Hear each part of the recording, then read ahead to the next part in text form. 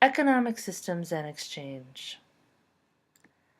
So for this class, we're going to be talking about economics and the economy, but from an anthropological sense. So I think that probably many of you are very familiar with the term economics. You might have even taken some economic courses. For anthropology, economics is really looking at a system of production, distribution, and consumption of resources for a particular community. So anthropologists look at the economy in a much broader sort of sense, and it looks at both industrialized as well as non-industrialized communities. And really what economy is in an anthropological sense is how communities produce resources, so such as food resources, housing resources, clothing resources, even sort of, ceremonial resources or jewelry, any other sort of things like that, how they produce them, how they then distribute these resources among their communities as well as to other communities for exchange of goods and services, to even the sort of their own consumption of these resources, so their own sort of use and need for these resources. And when we talk about the economy, we're going to also need to talk about the mode of production. And the mode of production is a way of organizing production. So organizing, whether that's, for example, food production, how you're farming, to how you're raising cattle, to even, how you're hunting and gathering. For us in the United States, we have a capitalist mode of production in which money, so monetary sort of value, buys labor production. So it's not that we exchange goods for services or resources, but in fact we have instead this sort of monetary sort of distribution in order to buy a person's labor. And when I talk about buying a person's labor, we're actually buying the resources that that labor produced. So such as, you pay money to buy a loaf of bread, you're buying not only that loaf of bread, but you're also buying the labor that made that loaf of bread. So the people who ground the wheat, to the people who baked it, all of that, to the people who drove that to your supermarket to buy it. And that's a very much a capitalist mode of production. Non-industrial societies also have mode of productions, but it's more about social obligation than buying a labor production. So it's more of like, I do this for you, you do this for me, and this sort of keeps our society going. Now, the differences in the mode of production within a given sort of economic strategy, so whether that's foraging, horticulture, culture, pastoralism to industry, like that we have here in the United States, may also very much dependent and reflect upon the different environments, the target resources, so what resources are you trying to get, to even the cultural tradition. So, the economy is very much a cultural product in many ways. When we're talking about the mode of production, we also need to talk about the means of production. In means of production, we're looking at, first of all, land. So, in non-industrialized communities, for example, foragers, the tie between the people and the land aren't as strong as the tie it is among people who are agriculturalist and pastoralist, and also industrialist. Because, for people who are foragers, um, you know, there's no such thing as individual property ownership because you're moving around depending upon the season, depending on following herds, wildlife herds. The idea of land ownership and claiming is not needed. It's really only when you get into agricultural and pastoral societies that the tie between land and property ownership and creating a boundary of whose land this is, who has right to, cultivate on that land or to herd their cattle on that land. And and in industrialized communities, this even gets even more sort of formally regulated through, actually real legal legislation and private property ownership. Another means of production is the labor, the tools, and specialization. Now, in non-industrialized societies, access to both the land and labor come through social links, like kingship, marriage, or descent. So it's not that, you gain this access because you have a particular education or you're born to, or you are part of a particular social group. Really it's about your father or your mother and you're inheriting these tools, these sort of, as well as, the labor and, the access to the land. And in non-industrialized societies, labor knowledge and technological knowledge, like such as making arrowheads or learning how to weave a basket, is not specialized to like just one particular person. Most people know all these skills. It's only when you get into sort of industrialized societies specifically that labor becomes segregated and the means of and the sort of the specialization, the knowledge of labor becomes very, highly specialized. So that means, no longer is it that everyone knows how to do everything for them to survive. In fact, people get trained to be have a particular set of skills. For example, when we talk about the assembly line, and you see that picture up in the corner, we see a group of assembly line workers.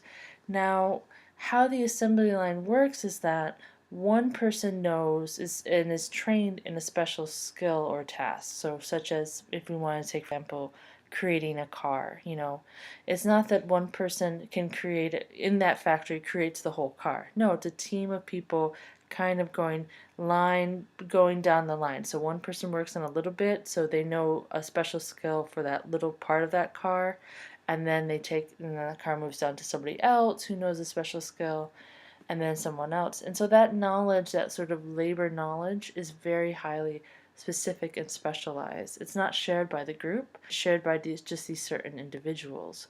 We then buy that knowledge and that labor when we buy that car. That goes into the cost of the car. But as much as I was differentiating between industrialized and non-industrialized communities, for the most part, as we talked about before, non-industrialized societies now live within industrialized nation states, and they may be located not far from industrial centers. And so they're not isolated from industrial economies. And that's very much important because that really significantly impacts these communities, cultural ways of survival.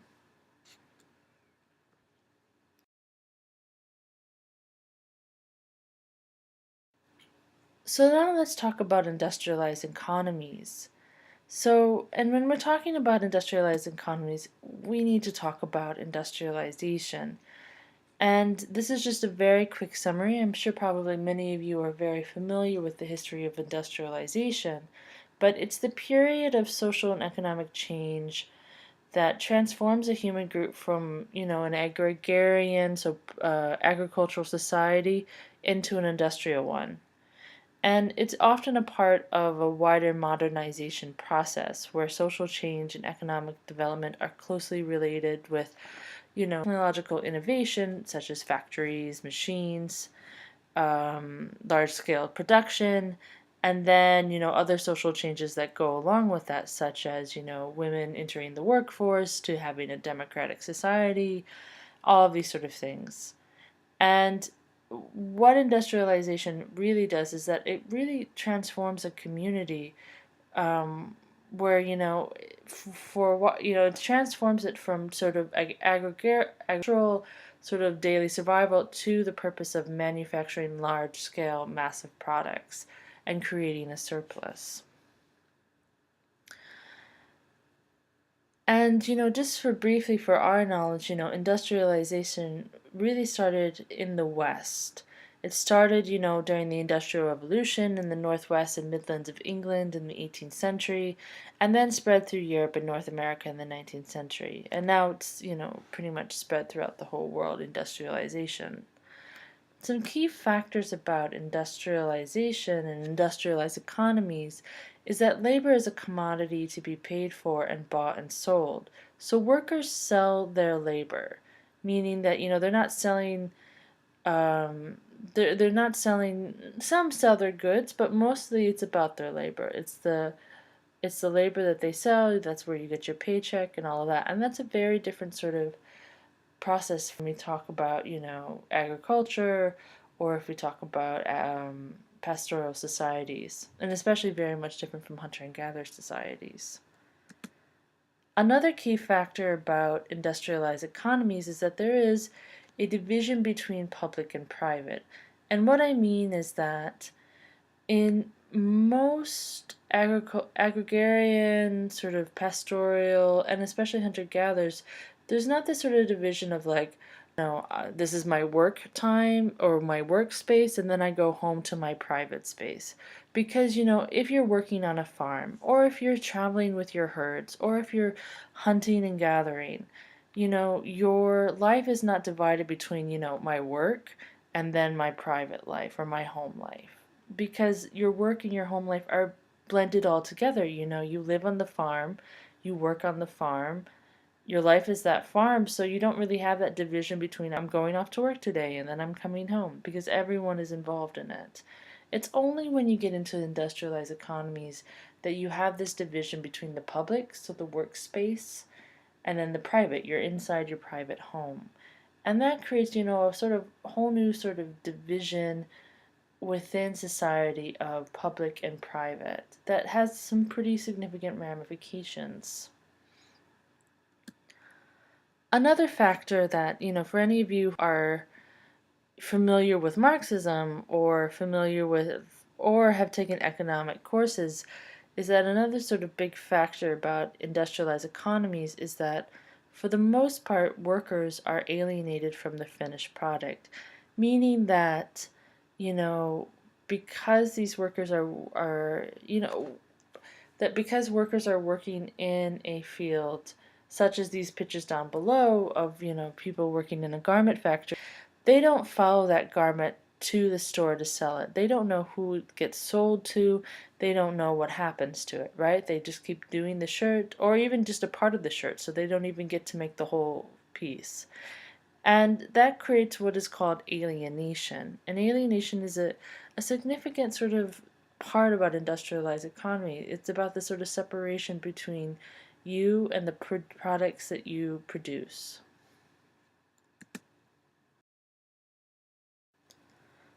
So now let's talk about economizing and maximizing. So, and this is the same for industrialized to non-industrialized communities, is that there's always a profit motive, meaning that people make decisions to maximize profits. Now, profits for us, we think about it in sort of monetary sense, like how much money we can make. But profit can be expanded to also good social relationship, to healthy blessings on your family, to good sort of exchanges of crops and all of that. So it's about sort of maximizing what you want the most, which is your profit. And people make, choices to put their time and energy for certain means. People have to, we only have such a limited amount of time during the day and a little amount of energy and a little amount of sort of capacity that we can do. So we have to make everyone, both industrial and non-industrial communities, have to make decisions on what can we get the most out of whatever we're going to try to get or whatever we want.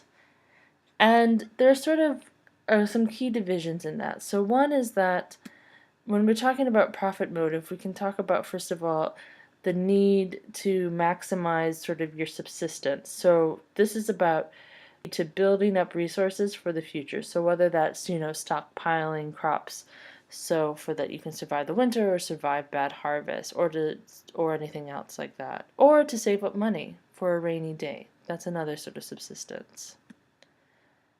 The other sort of fund that people sort of make a decision to maximize is your replacement fund. So it's about replacing the lost energy and work that you've done. So for example, a picture down family dinner. In many ways, family dinner is a replacement fund because you worked all day, you burned calories, you lost a lot of energy, and therefore then you need to have money to fuel yourself or to maintain the warm house that you live in or anything like that. The other factor that people very much make a decision about is their social aspect, the social fund. And that's about maintaining and supporting social relationships. So these relationships are not only relationships between your friends or neighbors or relationships from people even that you don't know, even can be very much intimate familial relationships. So, and an example that you can look at is, parents investing in their children's future. So and that investment can be as much as, making sure that the child has adequate health and nutrition and, good education to, saving up money for them to go to college. And the reason why then that sort of uh, why parents may do that is that not only do they want to support their children and help them because they love them, but also there's a bit of sort of an exchange as well that, one day these parents themselves will become old, they'll need help, and hopefully their children will be in a good sort of state, good financial state to take care of them in whatever way they want. Lastly, and I think we don't think about this a lot, is that for many people, the choices that they make in order to maximize their profits have a much ceremonial edge to it. And that's about contributing to your ceremonial needs. And I have a picture down below of a wedding, and I think that's very much a ceremonial fund that can get very expensive, right? But other funds could be, paying, your weekly sort of amount to your local church, to paying for a funeral service, all of these things. People do save up money because these ceremonies are very important to them. And therefore, then, they make decisions in their daily life about how to sort of be able to contribute to this fund.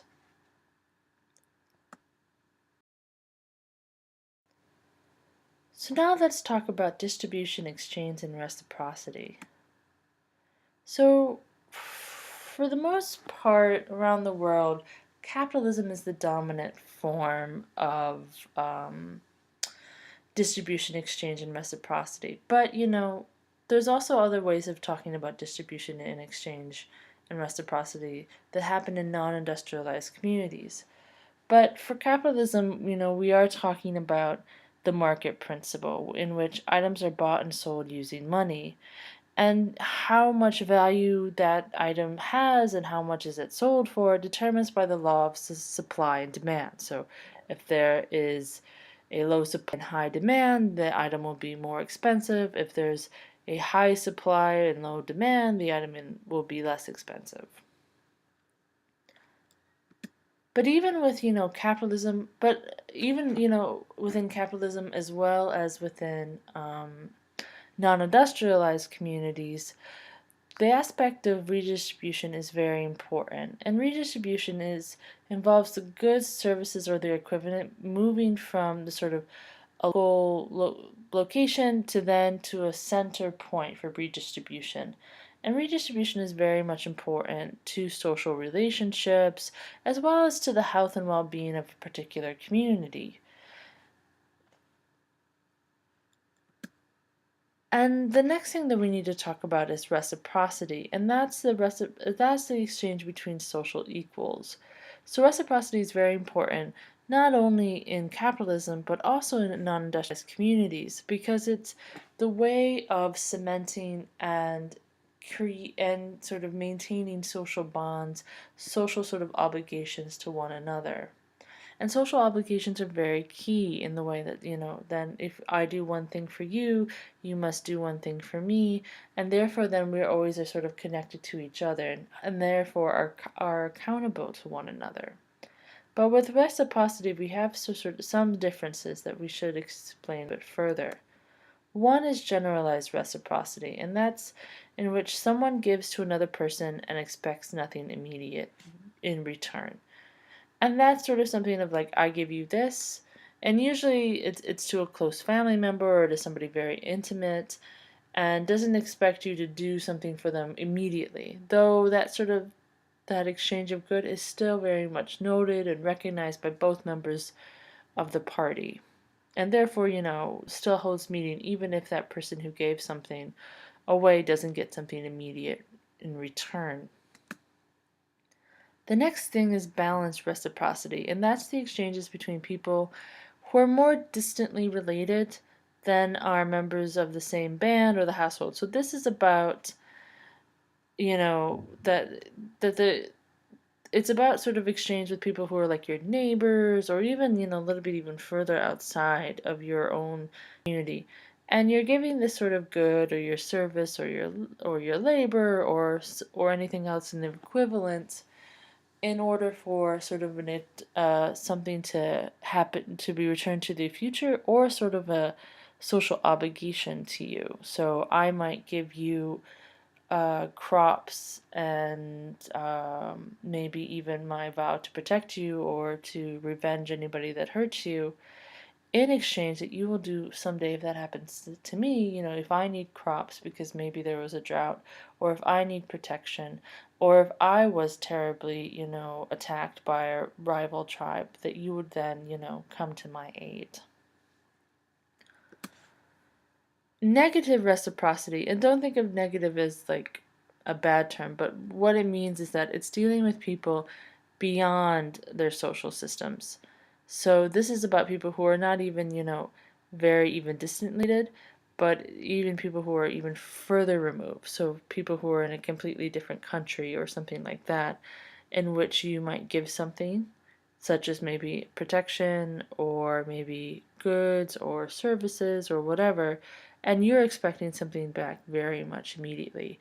So I might give this is very much negative reciprocity is very much dealing with sort of larger states sort of relations with one another. You can talk about the United Nations, that there might be, aid going to one country in order for a certain thing to happen, something in return for that. So for the United States, it's the market principle governs most of exchanges. So, it exchanges not only sort of the items bought and sold using money, but it affects also distribution about how these goods that are bought or sold are then relocated and moved to the center of the government, and then redistributed again, as well as sort of the reciprocity of like how I exchange between you and you exchange between me. So for us, we also have redistribution in the form of taxes, right? So we gain goods such as money, and then that gets collected and then redistributed to taxes. These taxes then get sort of paid to pay for roads and schools and what have you. Reciprocity also happens, but on a more intimate level to a state level. So it's more like I help you, you help me, that sort of thing.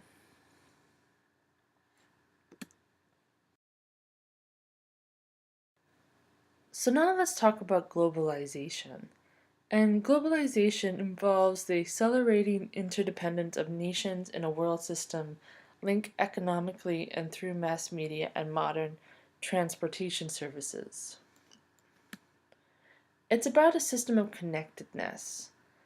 And really, it's about, different communities across the world coming into contact with each other through the speed of global communication, like Twitter and Skype and, TV as well as the size and the complexity of the global networks, meaning, how interconnected we all are, as well as how economically interconnected we all are, as well as, politically, the I think most of us really are very much aware that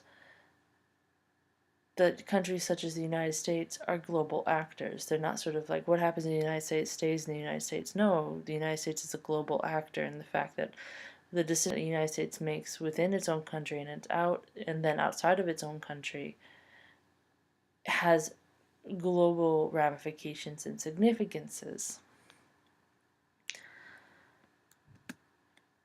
With globalization, there's this new capitalist economy based on knowledge and informations in which, it's not just about, capitalism in the sense of exchange system and exchange using money, but that these networks are now very much transnational, can happen very fast, and are very much interconnected. So it's this new sort of high-paced, interconnected, very complex economic system that, therefore then you can have banks that are located, in several countries, and they're all connected, and you're trading stocks from one country to the other country in the speed of seconds. Another factor about globalization is that it's multinational, meaning that people live their lives nowadays across national borders way more than they used to before. It used to be that if you were an immigrant to the United States, yes, you might still have connection to your homeland through letters, maybe once in a while.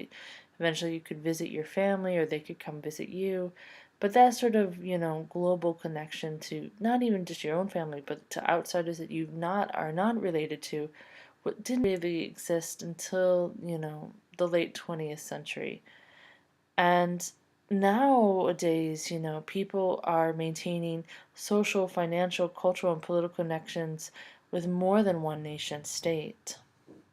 This is very much the factor when we talk about multinational corporations. And multinational corporations are corporations that are located in several different states around the world, and they account for a third of the global output and two-thirds of world trade. And with multinational corporations, such as, like, for example, Coca-Cola, McDonald's, but you could also talk about Nokia, Citibanks, what have you, is that they seek out new markets and strive to create new needs among specific target groups. So it's not just that they are locating around the world, but they're actually actively trying to create new needs and for themselves, so making people want them. And this then, these multinational corporations create a new culture of consumption where it's investing, these multinational corporations, like such as Pepsi or Coca-Cola, invest huge sums in promoting their brands around the world. And this promotion is very much specific to that particular community that they're trying to advertise to. It's really fascinating when you look at it. And the goal is to make a brand an integral part of the way people see themselves. So it's not that, that people might desire it because it's new, but in fact, it's about creating this need that people will need to drink Coca-Cola or will need to buy an Apple phone because it's now their sort of way of seeing themselves living in a better life, or the way that they always should have meant to live.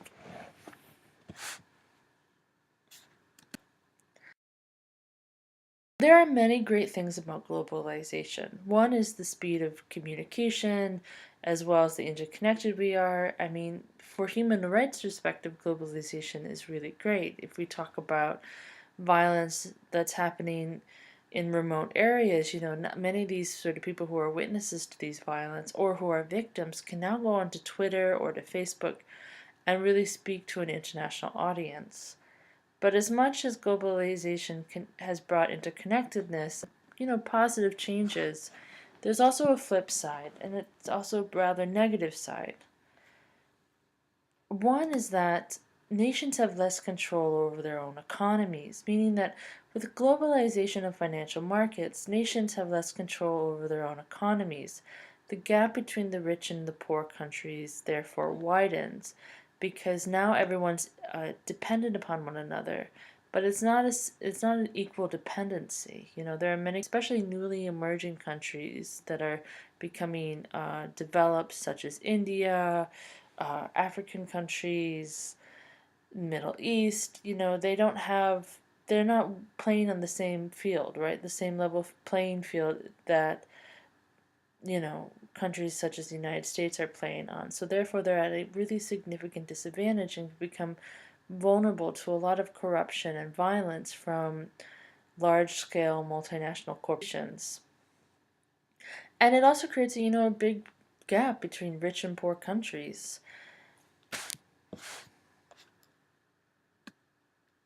And this gap creates a lot of significance because it not only, shows that inequality between these countries, but it also sort of has ramifications on the daily lives of individuals within poorer countries.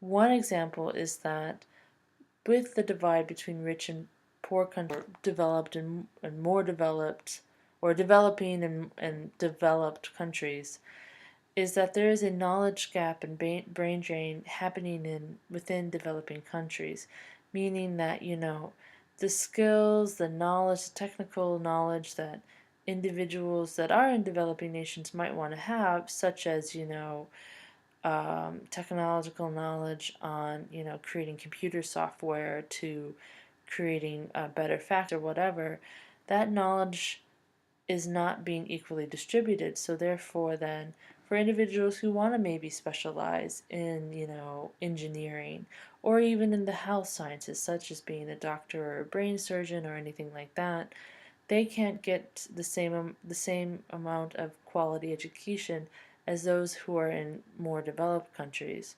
So for many people who are able to in developing countries, they might try to move to a more developed country, like such as the United States, to gain that knowledge. But then once they gain that knowledge, for many of them, they don't move back to their country of origin because the quality of life is much better in developed countries. And therefore, then you have these sort of poor developing countries losing their youth, and especially losing their bright youth. People who are smart, who could, really um, help develop and sort of transform that community. Another sort of huge factor is that with the divide between the rich and the poor countries is that energy consumption and industrial degradation is happening. So, as these countries become more industrialized, they're using more energy resources, and often these aren't clean energy resources. They're, using coal to oil to other sort of factors. And because, they are poorer countries, they're also very much vulnerable to multinational corporations coming in and stealing their natural resources or using their natural resources and creating a lot of pollution. And and for these developing countries, they have very little resources to regulate and fight against these multinational corporations draining lakes, poisoning their rivers, creating, unsafe, uninhabitable living conditions. Another factor with globalization is because of this gap, it creates a lot of instability within these sort of developing countries, and therefore then with instabilities you get a lot of government coups to violent militia, and then you have people having to leave these countries and out of fear of their own life or because it's politically unstable, and it creates a lot of displacement of individuals. There is always, of course, when we talk about globalization, there is a lot of resistance, especially from these poor, marginalized countries. They are speaking out, many activists, many indigenous people to these areas.